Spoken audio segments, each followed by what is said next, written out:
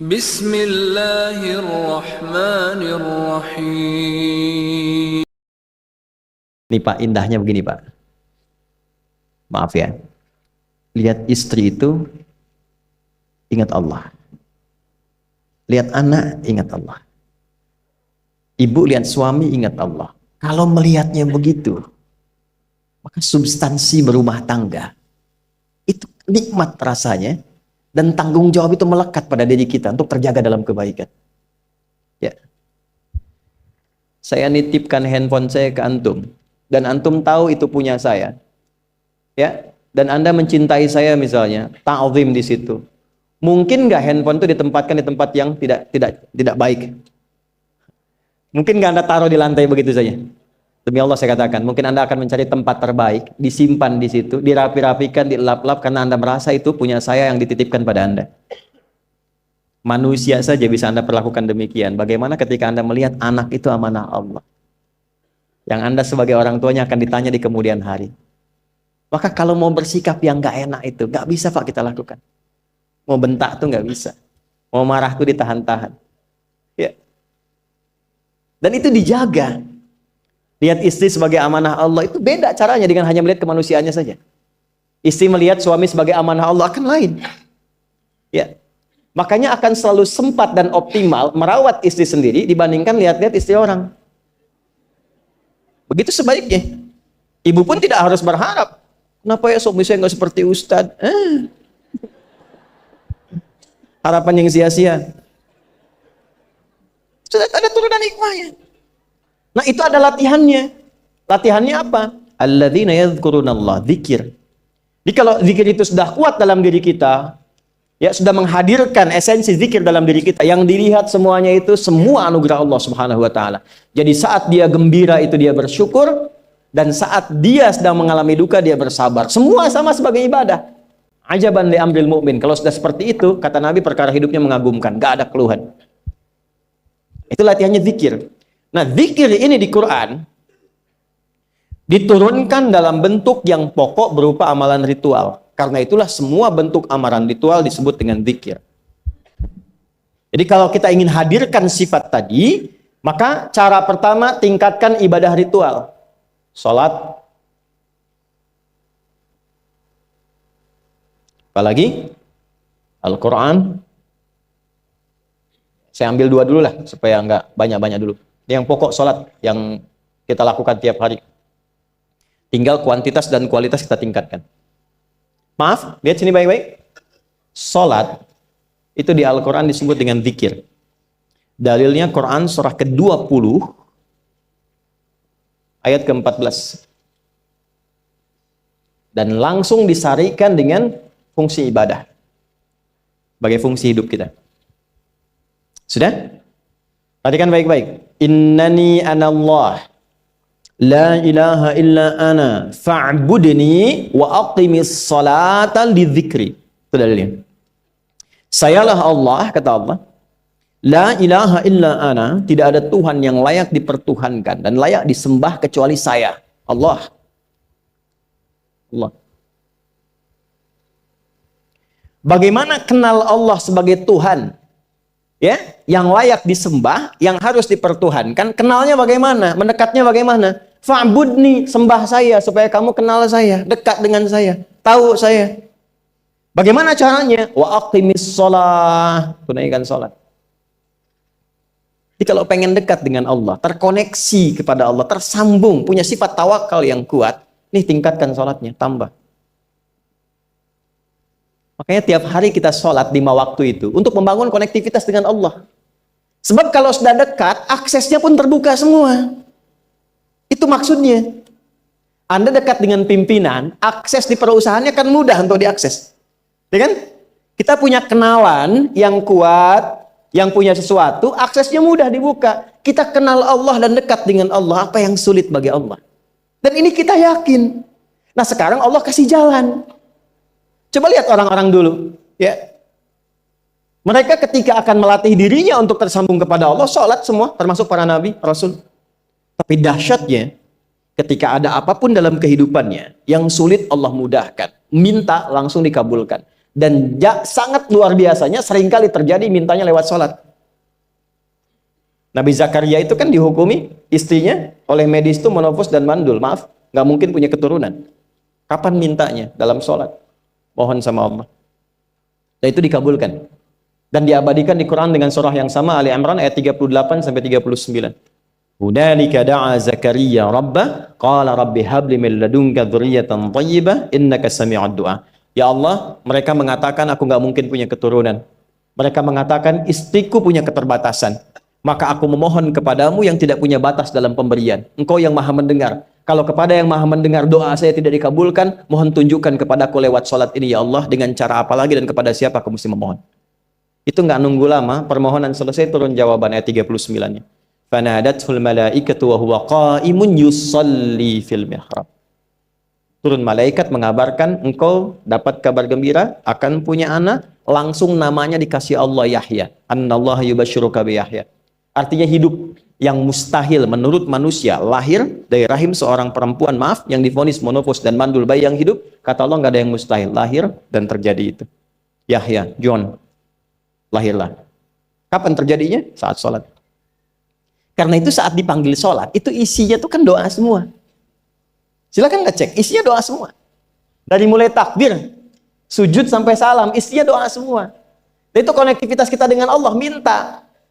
Kapan itu bisa terkabul dengan cepat doanya? Kapan selesai urusan kita? Kalau koneksinya bagus. Makanya disebutnya zikir, yang terhubung, yang nyambung. Semakin kenal, semakin dekat, semakin mudah. Kadang belum minta, sudah diberi. Ada yang orang belum berucap, Allah sudah berikan. Sehingga ketika menghadapi masalah yang sama, ringan. Bukan nggak punya masalah. Akan dihadapi, diringankan oleh Allah. Masalah yang sama, ini sampai ribut, adu argumentasi. Orang ini cuma senyum, selesai. Betapa banyak masalah kecil diargumentasikan jadi besar. Akhirnya problem. Tapi tidak sedikit masalah besar dihempaskan di atas sajadah. Ketika koneksinya dengan Allah itu kuat, tiba-tiba hilang seketika. Selesai. Makanya Nabi Yakub kalau punya masalah, yang beliau lakukan apa? Dia bentangkan sajadahnya, dia sholat, dia mohon kepada Allah. Itu dilestarikan di Quran surah ke-12 Yusuf ayat ke-86. Aku tuh kalau sedang punya masalah apapun, ya aku bangun konektivitas dengan Allah. Innama ashku bathi wa huzni ilallah. Saya curhatnya cuma sama Allah. Ini Pak, ini bagian pertama. Nah, jadi kalau ingin semakin kuat, sampai ada masalah diringankan, mau kerja dibukakan pintunya, itu ada jenisnya. Yang pokok ada 5 waktu, 17 rakaat. Yang detil itu ada pada sunnahnya. Dan itu hebatnya dalam Islam. Dijelaskan caranya, disebutkan tujuannya, dan diterangkan hikmahnya. Contoh, kita sekarang jam berapa? Jam 9.20. Di waktu saat ini ada waktu sholat disebut dengan sholat duha. Duha itu dibagi 3. Ada awal duha, penguat zikir, pengganti seluruh bagian zikir di tubuh kita, yang disebut dengan syuruk. Itu kurang lebih jaraknya 1 jam setelah subuh. Jadi kalau tadi 4.45, ya 5.45 menjelang jam 6 itu masuk syuruk. Setelah itu masuk ke jam 8 sampai ke kurang jam 10 itu pertengahan duha. Pertengahan duha. Apa fungsinya? Di antaranya mempermudah rizki. Di antaranya. Bilangannya berapa? 2 sampai 4 rakaat bisa dikerjakan. Ya, dan harapannya apa? Bukan pada rizkinya. Ya, jadi jangan sampai motifnya cuma sekedar keduniawi, kurang tepat. Kenalkan kepada Allah, nanti biarkan janji yang disampaikan oleh lisan Rasulullah itu terjadi. Ya, jangan pada rizkinya, ini terbatas, cuma sampai situ. Tapi kalau kita minta sama Allah, dikasih jalannya itu dari sisi yang tidak kita duga. Anda berhitung, Allah kasih hitungan. Anda tak berhitung, Allah kasih apa yang tidak pernah Anda hitung sebelumnya. Itu poinnya. Maka lakukan sholat, dekati. Itu yang disebut sholat duha. 2 rakaat, tambah lagi 2. Untuk kenal Allah. Kalau sudah merasakan dekat, sudah nyaman, sudah enak, muncullah kemudian kesan dalam hati. Terserah Allah mau kasih berapa.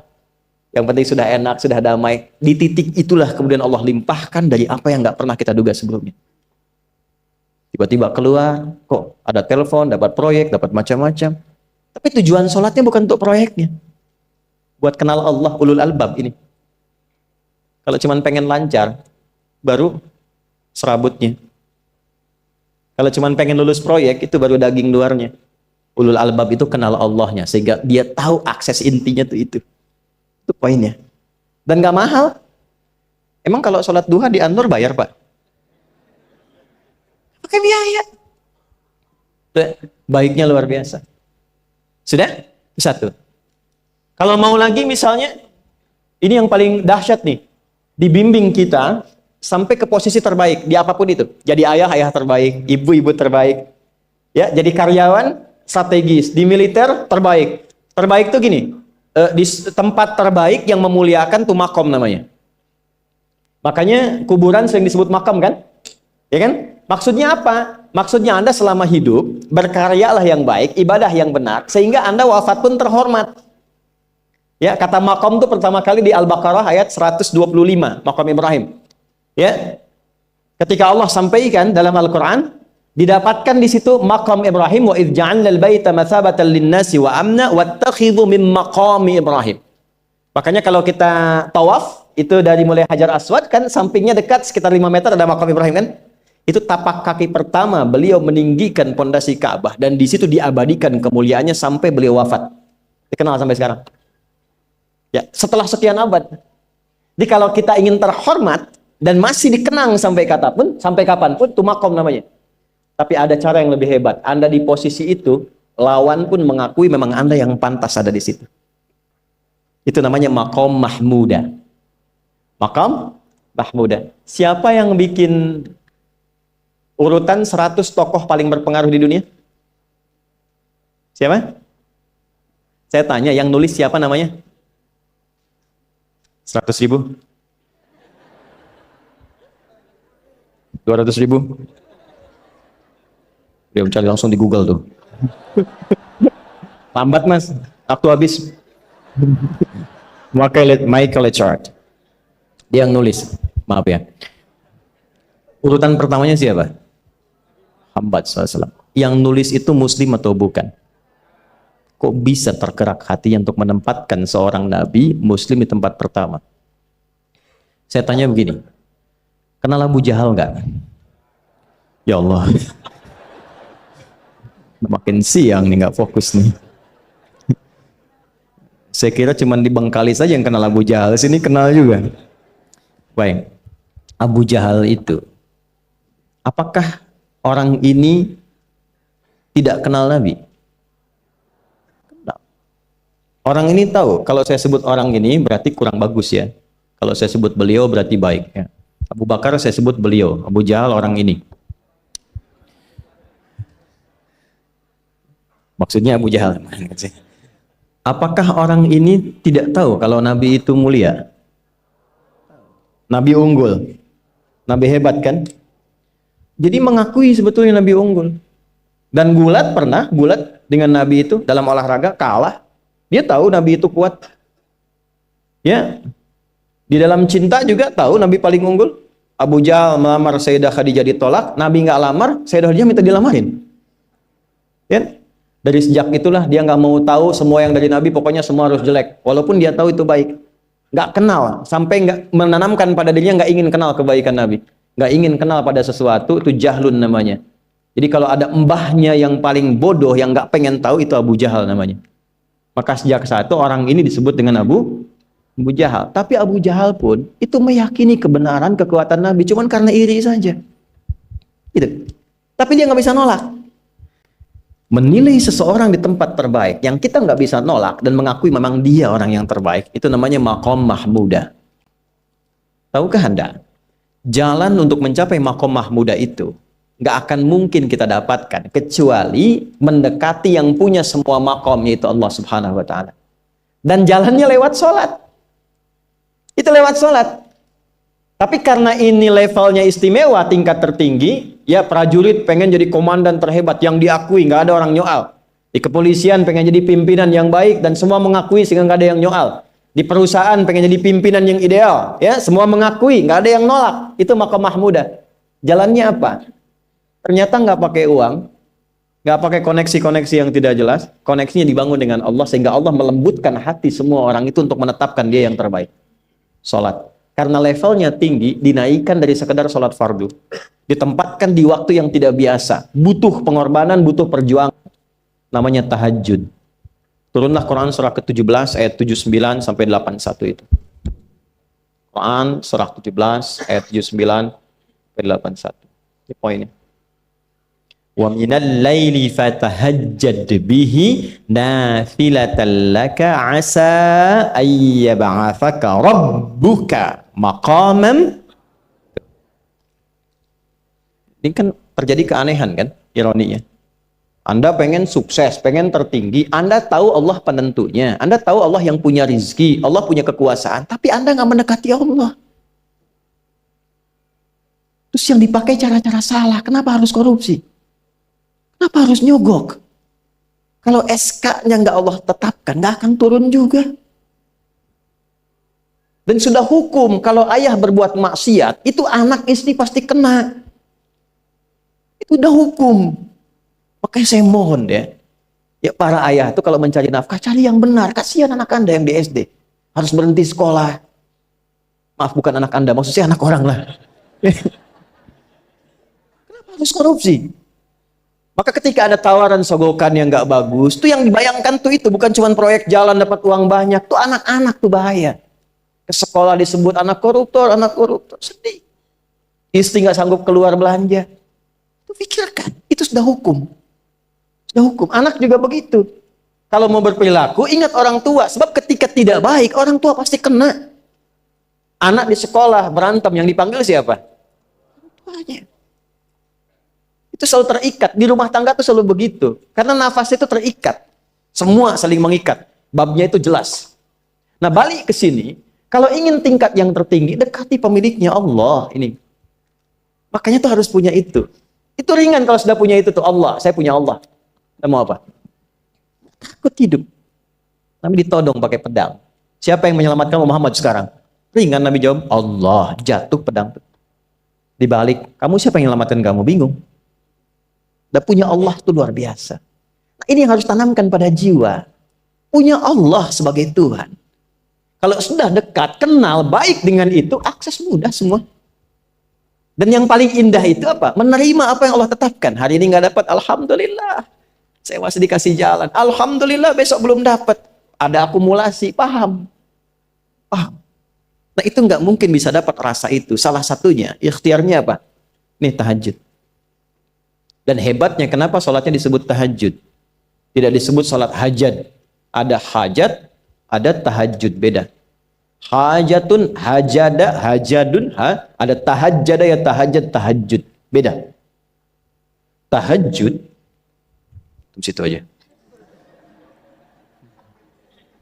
Ini sengaja nggak saya hapus nih. Mana staf saya? Oh, foto nih ya. Saya hafal insya Allah. Tahajud. Asalnya dari kata hajada, begini, ha, jim, dal. Ditambah ta di depannya, lalu ada tasydid sebelum akhirnya. Nih. Ini akarnya 3 huruf, ha, jim, dal. Hajada itu asalnya bangun dari tidur malam. Tidur dulu, lalu bangun setelah itu. Itu hajada. Pelan-pelan. Paham sampai sini? Kita teruskan. Kalau kita ingin berusaha untuk bangun, mengoptimalkan diri untuk bangun, maka tambahkan tak di depannya. Berusaha untuk mendapatkan atau mencapai sesuatu. Kalau yang kita akan lakukan itu tidak mudah, nggak gampang bangunnya, sehingga butuh rencana, butuh persiapan, ya kan? Maka tambahkan tasydid sebelum huruf akhirnya. Dari kata syiddah, apa yang mau dikerjakan ini nggak mudah. Memang pengen bangun itu jam 3. Tapi kan nggak tiba-tiba ujuk-ujuk bangun jam 3, belum tentu. Ya kan? Kita harus rencanakan dulu supaya bisa bangun, saat bangun tuh siap, bukan cuma bangun. Bangun jam 3, salatnya 4:30, ya kan jauh. Maka untuk bangun jam 3 itu butuh persiapan, nih syiddah. Maka rencanakan. Pasang alarm 3 kali. Misal yang ikhtiarnya jam 2, jam 2.15, jam 2.30. alarm jam 2 untuk mematikan alarm yang kedua. Gitu kan? Yakin saya Anda kalau pasang alarm malam tuh nggak satu, yakin? Bangun, ceklek, mati. Minimal ingat akan ada alarm berikutnya kan? Itulah tak. Allah itu sudah tahu modus-modus kita itu. Karena alim maha mengetahui. Detailnya kan kita lakukan kan Allah sudah tahu. Alarm yang kedua membangun kesadaran paripurna. Peringatan kedua. Kalau pengen bangun, enggak tertidur. Maka ketika sampai pada alarm ketiga, sudah sadar kita. Oh. Bapak Bu, alhamdulillah. Lebih baik telat daripada enggak sama sekali. Bangun. Nah, ini. Kalau kita tarik ke implementasi hidup, pengen level tertinggi itu butuh perjuangan. Latihan dulu, kan? Menguras fisik, energi, tenaga, biaya. Hasilnya indah. Tapi ada jalan cepat untuk mendapatkan itu. Nih aksesnya bangun kepada Allah. Gitu. Kalau kita tingkatkan ini, itu luar biasa. Jadi itu. Jadi. Nah, kalau ini terus ditingkatkan, terus tingkatkan, nanti membangun value yang terasa. Ada nilai-nilai yang terasakan, kita merasa lebih dekat dengan Allah. Yang biasanya tadi dipanggil azan baru ingat sekarang, baru selesai subuh udah ingat isya. Nanti isya bagaimana, gitu kan, urutkan. Tapi tetap zuhur juga, zuhur, asar, maghrib, isya. Waktunya kenal, jam berapa. Bahkan dipetakan, saya nanti akan ke sini, masjid yang terdekat di situ. Jadi lihat peta itu, ya, lihat peta jalan, saya nggak sebut nama supaya nggak endorse. Itu lihat peta jalan, itu dia petakan, saya akan sampai di situ jam berapa, durasinya berapa, masjidnya di mana. Kalau tertinggal di situ, di sini saya sholat Jumatnya. Sampai ke situ. Nah, value yang membuat kita semakin meningkat dekat dengan Allah, itu takwa namanya. Takwa. Disebutkan sebanyak 240 kali dalam Al-Quran. Nah, intinya itu ini nih. Jiwa takwanya. Kalau ini sudah ada, Allahu Akbar. Silahkan Anda keluarkan semua kata-kata takwa di Quran. Tidak ada kecuali yang indah semuanya. Quran surah 65. 65 itu babnya bab tolak. Surahnya At-Tolak. Tolak itu persoalan terbesar di rumah tangga. Nggak akan bisa terjadi yang demikian itu kalau ada takwa di dalamnya. Nyambung. Kalaupun mesti terjadi, itu spirit takwa mengarahkan pada yang terbaik. Makanya di ayat kedua di ujungnya, sampai ke ayat 3, apa yang terjadi? Di rumah tangga itu kan cuma 2 babnya. Satu masalah dari komunikasi, yang kedua materi. Perhatikan, wa may yattaqillaha yaj'al lahu makhraja wa yarzuqhu min haitsu la. Siapapun yang mampu meningkatkan takwanya kepada Allah, pakai man tuh setiap personnya. Suami, istri, ayah, ibu, anak, satu keluarga mencoba meningkatkan takwa. Dia tahajud, bangun semua ingatkan. Bangun semua tahajud, salat duha, yuk ingatkan dimanapun. Alhamdulillah. Apa yang terjadi ketika dilakukan? Apa jawab Allah? Yaj'al lahu makhraja. Enggak pakai alif lam, makhraja. Masalah apapun yang engkau alami. Suami berangkat ada masalah. Ada masalah umum yang semua orang mengalami itu. Tapi yang ini enggak. Kena macet, ada macet, dia mau berangkat. Tiba-tiba diarahkan, jangan lewat situ Pak, macet, Bapak kesini aja. Ya. Pak ikut kami saja Pak. Tiba-tiba patwal datang, ayo ikut. Ya, itu bisa terjadi. Wa yarzuqhu min haitsu la yahtasib. Bahkan rezekinya pun itu datang dari sisi yang enggak diduga. Gak nyangka ya, emang gak sangka datangnya. Ya, habis sholat, tiba-tiba telepon masuk, belum selesai proyek, ini ada permintaan itu. Beda istidraj dengan takwa itu lain. Kalau istidraj itu bertambah tapi lupa Allah. Hati-hati. Proyek nambah, sholat lupa, hati-hati. Hati-hati ya. Pekerjaan menambah, omset nambah, tapi gak pernah bisa ngaji. Gak pernah mampu sholat, hati-hati itu. Dan paling bahaya kalau itu nambah terus sehingga membuat lupa semua ibadah. Itu istidraj namanya. Istidraj. Ancamannya akhirat tuh, hati-hati. Segera ingat, segera ingat. Tapi kalau semakin nambah, semakin ingat Allah, itu anugerah. Karena Allah telah menilai hamba ini paham menjalani kehidupan, sehingga dia ngerti. Makanya Utsman, Abdurrahman bin Auf, setelah masuk Islam, hartanya makin nambah. Karena kenapa? Karena telah dinilai layak mengelola harta, paham cara mengelolanya. Dapat segini, alokasikan ke sini. Dapat segini, alokasikan ke sini. Pak, di mana logikanya? Ada 600 truk hasil usaha. Bapak punya 600 perusahaan. Satu perusahaannya itu bergerak di bidang misalnya logam mulia. Ya, ada emas, ada berlian, ada macam-macam dan sebagainya. Satu kali Anda berhasil mendapatkan kurang lebih 600 truk logam mulia di dalamnya. Mau datang kemudian ke tempat Anda di jalan. Tiba apa yang terjadi? Ada komen tetangga kepada Anda. Misal, komennya nggak langsung, cuma ke teman tetangga Anda dengar. Waduh, Pak Asep hisabnya luar biasa kayaknya ya. Hisabnya, bukan berliannya. Hisabnya luar biasa, terus nyampe di telinga Anda. Kira-kira ketika mendengar itu respon Anda apa? 100.000? Bingung kan? Bingung. Lihat Abdurrahman bin Auf, jazakallahu khair. Datang 600 kafilah pakai unta. Isinya semua emas, berlian, perak, macam-macam. Heboh Madinah, bum bum bum bum bum bum bum. Tiba-tiba Sayyidah Aisyah komen radhiyallahu taala anha. Beliau kan yang terdekat dengan Nabi, satu istri Nabi SAW. Jadi kalau sudah ring satu Nabi, ada yang komen, kita tuh cuma 3 sikapnya. Like, share, and subscribe. Gak usah ikut komen lagi. Sukai, share, subscribe. Ikuti jalannya. Apa komennya? Secara singkat, kama qalat. Aku pernah mendengar Nabi SAW mengatakan, Abdurrahman bin Auf itu agak lambat hisabnya. Ya, selambat-lambatnya cepat juga dibanding kita kan? Ya? Maksudnya apa? Ingin menggambarkan betapa banyak kekayaannya. Scan, checklist, semua. Ketika mendengar komen itu, apa kata Abdurrahman bin Auf? Saya jadikan semua yang baru datang itu saya sedekahkan semua untuk orang Madinah. Supaya mempercepat hisabnya itu. Saya sedekahkan semua. Bisa nggak begitu?